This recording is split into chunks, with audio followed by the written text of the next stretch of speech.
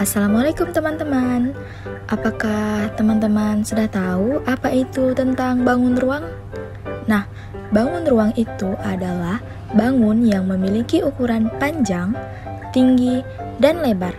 Nah, teman-teman, ada beberapa contoh dari bangun ruang. Yang pertama yaitu kubus, balok, tabung, dan bola. Mari kita bahas satu persatu bangun ruang ini beserta sifatnya.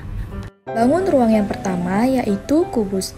Nah, kubus ini memiliki 6 sisi berbentuk persegi yang sama besar, memiliki 12 rusuk dan juga 8 titik sudut. Contoh dari kubus ini adalah dadu dan juga permainan Rubik. Bangun ruang yang kedua adalah balok. Nah, balok ini memiliki 6 sisi, akan tetapi sisinya itu berbentuk persegi panjang, memiliki 12 rusuk dan juga 8 titik sudut. Nah, contohnya itu adalah kotak tisu dan juga tempat pensil. Lalu, ada bangun ruang tabung.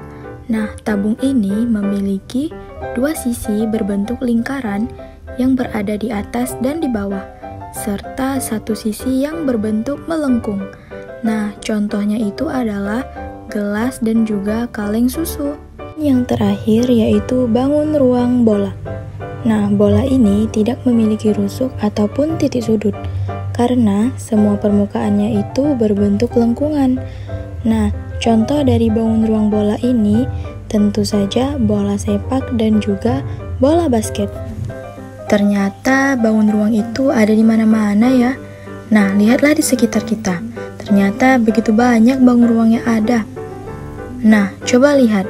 Ada meja yang berbentuk kubus, ada pintu yang berbentuk balok, dan ada bola sepak yang berbentuk bola. Lihatlah bangunan-bangunan ini. Ternyata semuanya berbentuk bangun ruang kan?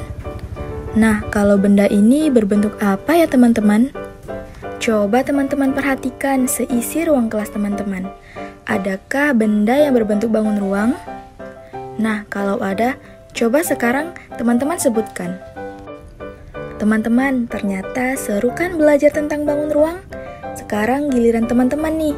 Kakak mau kalian gambarkan satu bangun ruang yang ada di sekitar lingkungan kalian. Teman-teman, sampai di sini dulu ya pembelajaran kita kali ini. Sampai jumpa di pembelajaran berikutnya.